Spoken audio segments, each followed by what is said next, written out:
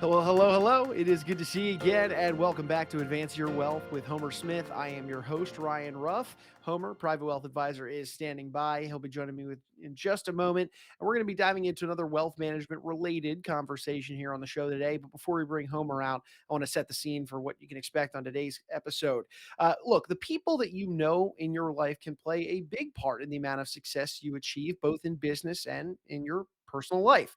But for contacts to be important, and important and valuable to your success overall, you need to develop powerful relationships with them.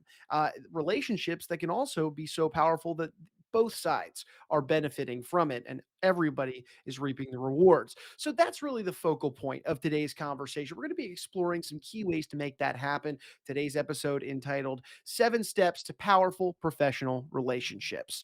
So before we dive into this and get started, let's go ahead and say hey to Homer. Homer, it's good to see you today. How you doing, sir? Hey, Ryan, I'm doing well. Glad to be back. Yeah, absolutely. This is a good one. Hey, we've heard the age-old adage, right? It's not what you know, but who you know. I mean, how many times have we heard that one? But Homer, while it's not necessarily entirely true, it is the case for the relationships that they really can bring, absolutely vital success to your life, your business. Give me your opening thoughts on this idea. Yeah, I think the power of professional relationships is not only important, but really what I've seen, it's really the foundation of the tremendous success that multimillionaires and billionaires have achieved. And you know, oftentimes, again, from our experience, it's really their ability to connect interpersonally with other professionals and then really motivate them to bring more success to them and help them achieve more is really where a lot of that the outcomes come from that. And they're the most successful people are just extremely good at developing those relationships. Well, let's drill down a little bit into this then. What are those highly successful people doing, to both connect and, of course, motivate other people along the way? Because motivation does play a factor here. Yeah, I think one thing to really keep in mind is it's not rocket science. It's not magic. It might feel like it when you watch it happen sometimes, but in my experience in watching it happen live is one thing I see the most that really leads to it is you've got to be passionate. If you're watching this, you're probably very driven to succeed and you really believe in what you're doing. And it really matters to you. And so if you're able to communicate that enthusiasm to others and really enroll them into, this path that you're on, they're going to look for ways to try to help you and work with you. And so, as you're thinking through this, you might ask yourself, what is it about your business and other endeavors that you're in that you're most passionate about? And once you have that, there's all this Simon Sinek and this idea of why. If you really understand your why and you can really express that why, you're going to be able to better enroll people in motivating them to follow you and help you. Sure, Homer. Passion, you can see and feel even somebody's passion when you're in the room discussing a topic with them. But how does somebody take their level of passion that they have for something and then go that next step? And that's convey it so that they're getting other people on board with that same level of passion. Yeah, in my experience, really you've got to engage in meaningful dialogue with others. And really what I mean by that is in the professional situations that you're in, how one-sided is the conversation? Is it free flowing, or is it you trying to really push your ideas and your thoughts? And what I've seen and what I've seen other successful professionals recognize is the more open the dialogue is, the more free flowing it is, the more it's give and take in the conversations. And if you really are focused on the right topics, if you're talking about something that clearly the other party isn't interested in, they're not going to engage. And really what I found is being curious, where you're the one asking more questions. Most successful people like to talk about themselves, but they're almost always competing for that ability to do that. And so everyone's just trying to get their kind of piece in edgewise. But if you really focus on being curious and asking questions and being genuinely curious about the answers, what you're often going to find is people are going to wrap up that meeting and say, gosh, that was like the best conversation I've ever had. And it's because you just let them talk about themselves the whole time and were curious. So I think that's a huge component of it. No, that's a really good point there. And there, the other age-old adage is walking the walk and then talking the talk and then walking the walk. That is, Homer, does this idea then of that give and take conversation that feels mutually beneficial to both sides, does it extend beyond just the conversation, into the actions? The idea of walking the walk. Talk to me about this front. Yeah. So I do think that is critically important to all of this, and beyond the curiosity, just being interested in what they're all about.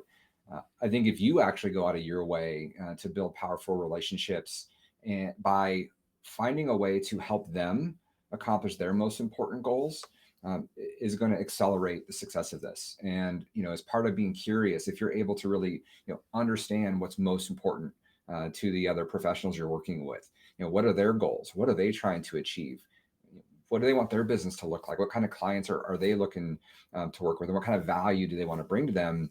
um, that's going to be hugely impactful.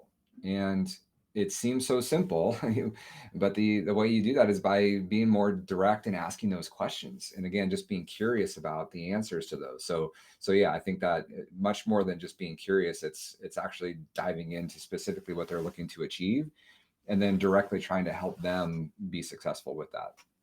Yeah, no, I like this a lot. Homer, I can see how obviously that approach of giving something to get something in return, there's value there. It makes sense. It's mutually beneficial.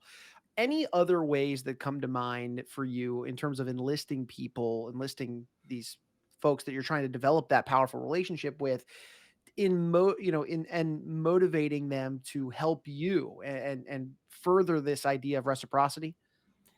Yeah, and I see it in our world, working with a lot of really important professionals that also work with our clients, whether it be attorneys or accountants. But I think it also works in most other professionals as well, as an idea of providing an economic glue. And so again, a question to ask yourself, if you think about how this might fit in your scenario, is how do other people make money working with me and doing what I want them to do?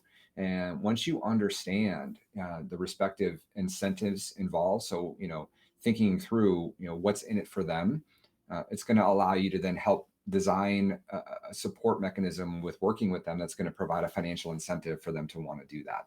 And so again, it's this idea of economic glue. And so when I think about it from our world, when I work with an attorney or an accountant, there's oftentimes, because of just the nature of their work, it's harder for them sometimes to do direct planning with their clients and being overly proactive about the future because they're so focused on what's going on right now with the client. And if we can help them identify ways to bring more value to their clients, and it might save them some additional taxes, or it might put them in a position to be better protected from a lawsuit or a risk, that's really a good outcome for the client, and it's going to lead to a deeper financial engagement for that other professional. And so I think those are things that you got to think through to are there ways you can provide that, again, whether it's in our industry or in something completely separate from financial services, but it's that economic glue that really drives a lot of value. Oh no, this is good, and I appreciate that example. That was a good example there of how you lean on a lawyer or accountant. I like that a lot. Homer, we're talking a lot about these kind of direct strategies that somebody can utilize to generate and cultivate these powerful professional relationships. But in your experiences, are there any softer, more nuanced elements of this process in terms of building and fostering that powerful relationship? Anything here come to mind? Yeah, I mean, I think underneath all of this, underlying everything we're talking about, is building trust in these relationships and really fostering That's a high good. degree of trust. I think it's you can't, I think, build a really good, powerful long-term relationship if you don't trust the other professionals that you're working closely with. And oftentimes what trust comes down to is things like integrity. And so do you actually believe that person is honest and reliable? They have to be technically capable. So you would do not want to put another professional in front of your own client if you don't believe they can deliver. And then so yourself, you have to be technically capable, that if someone's going to trust you, that you have to be able to deliver on that. And then you have to be responsive. And so if you can combine integrity, highly technical skill and being very responsive, it's going to go a long way towards quickly building trust in that relationship, and being that go-to person for that other professional. Homer, you said something interesting there, though. Quickly building trust. I think that's a hard thing to do because I feel like in most instances of my life, and I'm sure you can attest to the same. Most of the time, trust is built over a longer span of time. So, for let's say maybe some new professional relationships that you're in the process of developing, and you want to build that trust, what could somebody do to maybe move that process along a little quicker than that, than maybe they're used to? Yeah, that's a great point. I definitely said, build it more quickly, because I think that's the important component of it is, trust does take time to build.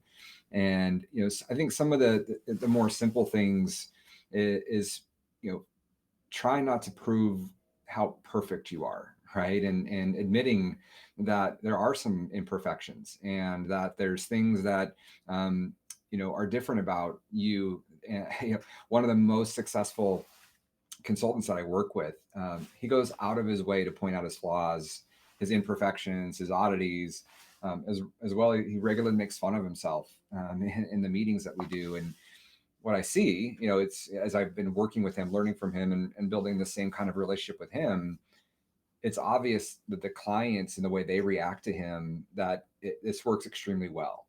And they immediately let their guards down because he is doing that as well. So it's things like, you know, quickly apologizing and taking responsibility when you make a mistake that's impacting somebody else, being willing to ask for help, instead of always thinking or trying to prove or show that you have all the answers. Um, Sharing a problem that you're going through, and trying to get different points of view on it. And then I think, again, what I see from the consultant that I work with is the ability to be self-deprecating and bring humor in, not only when you make an error, but even before that, and just humanize yourself as a part of the process. Oh no, Homer, this is good stuff overall. And as we're kind of bringing our conversation to a head, Homer, I think one of the big takeaways here is that there's some steps, right, to developing these powerful professional relationships, but they aren't terribly complex along the way, and they don't necessarily require training or specialized skills. Any final thoughts with regard to this idea that, look, there are things you can be doing, they're not that difficult, it's just you got to do them, frankly, to be able to develop these relationships? Yeah, 100%. What I would say is, I would think that nothing that we've talked about today or anything that I've shared are not things that pretty much everybody that's watching, they've heard it before, right? So what's different, and what the common adage is, successful people do what unsuccessful people are unwilling to do.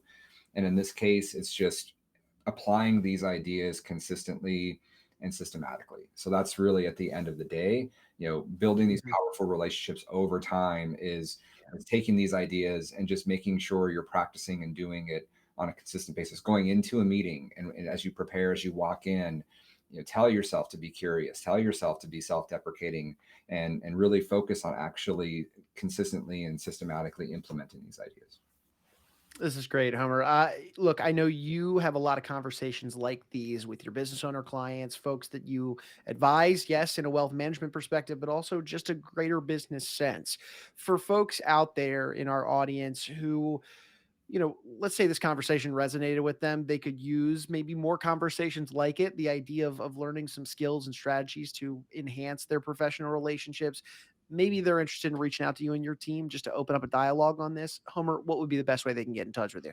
I think there's a couple thoughts I have on that, and Hmm. to be honest, I think the people that I have the most success with in this arena are those accountants and attorneys that work with high net worth families and business owners, and we've just had a lot of success in a lot of these ideas and implementing them. And there's a couple of things I would consider. One is, I actually did write a book on this, called "Optimizing the Financial Lives of Clients," where we dive into, this one was really focused on accountants and CPAs, and really how to think through adding more value to your relationships with your existing clients, and how working with other professionals can really enhance that.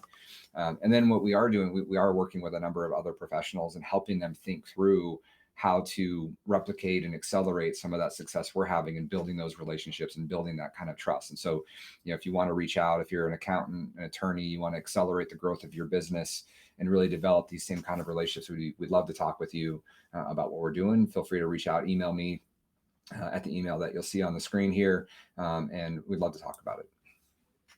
Fantastic. Well, Homer, look, I know you're a busy guy. You got clients to serve, and we'll let you get back to doing that. But I appreciate you, carving some time out to jump into this. At the end of the day, building these relationships, it goes back to that saying that we mentioned at the top of the show. It's not what you know, it's who you know.